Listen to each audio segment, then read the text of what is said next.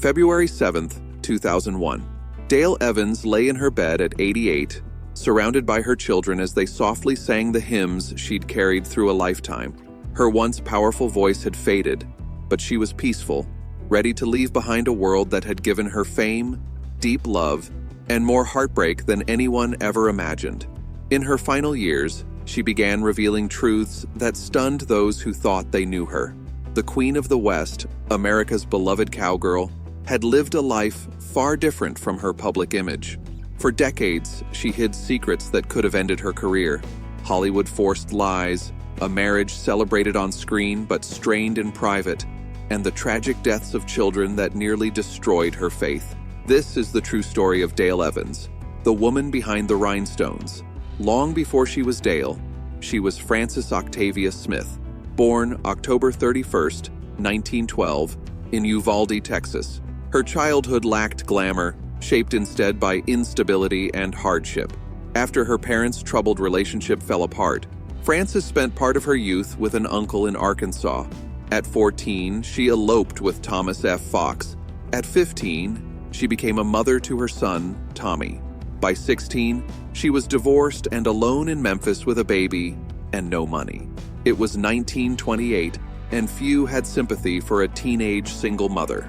Frances took any job she could find, eventually discovering she had a marketable talent for music.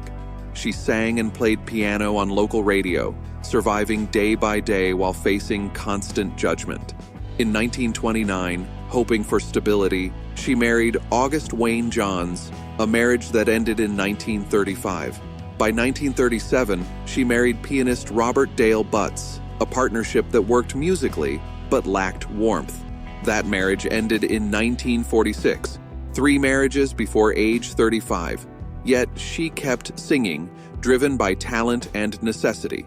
In 1931, a Louisville radio manager told her that Frances Octavia Smith wouldn't sell. He suggested a name that audiences would remember. She chose Dale Evans and left her old identity behind forever.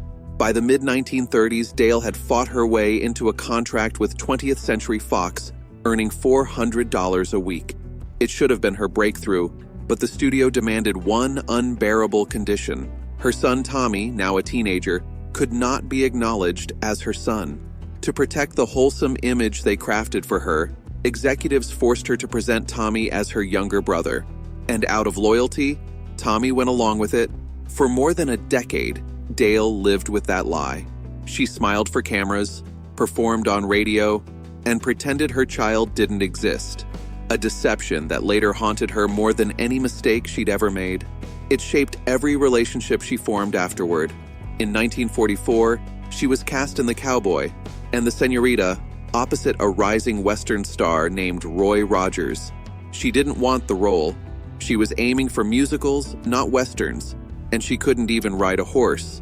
But on screen, she and Roy sparked instantly, and audiences loved them. Off-screen, they were both still married, so the connection stayed platonic.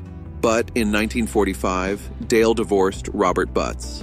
Then, in 1946, Roy's wife Arlene died suddenly just a week after giving birth to their son Dusty, leaving Roy heartbroken and caring for 3 young children. Dale, no stranger to loss, became a friend in his grief. Over time, friendship deepened into love.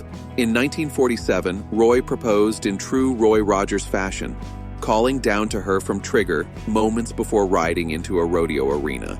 On December 31st, 1947, they married at the Flying L Ranch in Oklahoma while filming a movie. It was her 4th marriage and his 3rd, but this time, the partnership endured. More importantly, marriage finally freed Dale from the studio's control. She could acknowledge Tommy as her son at last, though the years of secrecy had left wounds she never fully healed. Roy and Dale quickly became Hollywood's Western royalty, blending their families, Roy with his 3 children, Dale with Tommy, and in 1950, welcoming their only biological child, Robin Elizabeth.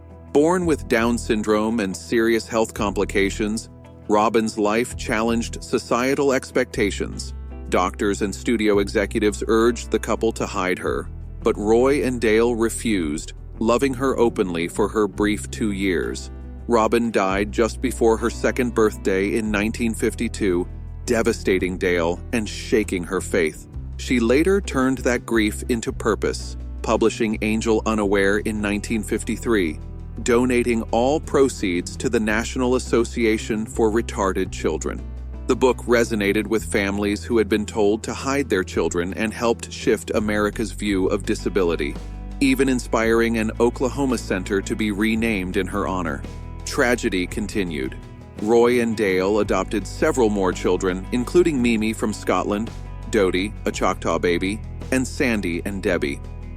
In 1964, 12-year-old Debbie died in a church bus accident, and the next year, Sandy died in a military accident in Germany.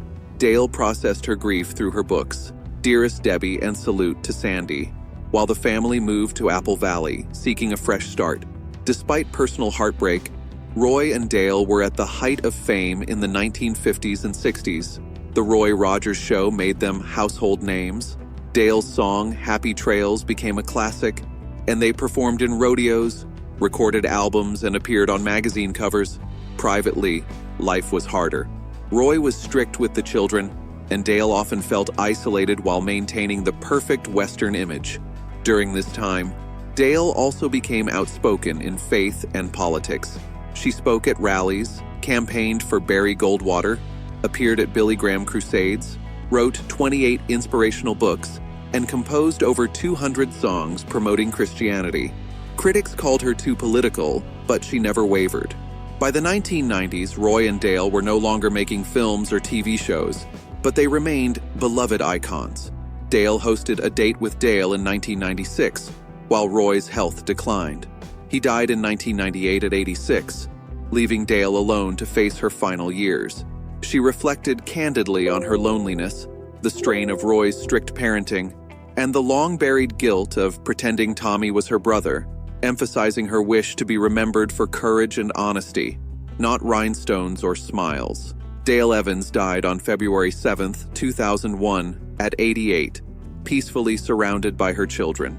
Together, Roy and Dale left a legacy as America's king and queen of the West, adored by millions yet carrying unimaginable burdens.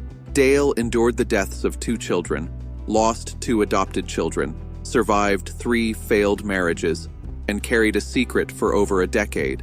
Yet she turned her pain into purpose, changing America's view of children with disabilities, comforting grieving parents through her books, and advocating for faith and compassion. Decades later, Happy Trails was inducted into the National Recording Registry, ensuring her voice and message endure.